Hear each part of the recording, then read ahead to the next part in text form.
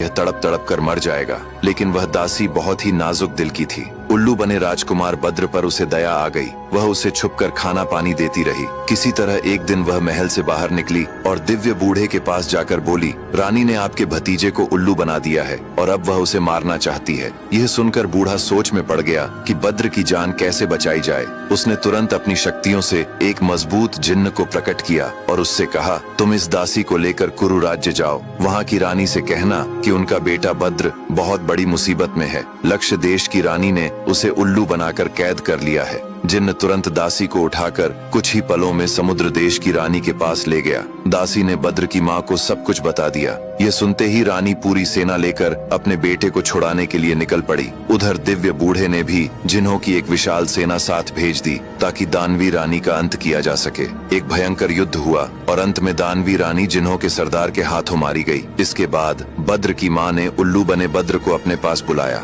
उसने मंत्र पढ़ते हुए कहा, बेटे तुम पुनः अपनी इंसानी देह में लौट आओ। मंत्र समाप्त होते ही बद्र अपने असली रूप में वापस आ गया। रानी उसे गले लगाकर रोने लगी और बोली, बेटे तुम कहाँ चले गए थे? मैं तुम्हें कितने दिनों से ढूंढ रही थी। बद्र ने कहा, माँ मैं समंदर देश की राजकुमारी की खोज में निकला था। मैं उससे विवाह करना चाहता था। रानी बोली, अगर तुम उससे विवाह करना चाहते हो तो मैं स्वयं तुम्हारा रिश्ता लेकर चलूंगी। फिर पूरी सेना के साथ रानी समुद्र देश पहुंची और वहाँ की सुंदर राजकुमारी चंद्रलेखा का हाथ उसके पिता से मांग लिया और फिर बड़े धूमधाम से दोनों का विवाह हुआ। इस प्रकार कहानी का सुखद अंत हुआ। तो दोस्तों कैसी लगी आपको यह कहानी? ऐसी ही और कहानियां सुनने के लिए हमारे साथ जुड़े रहें।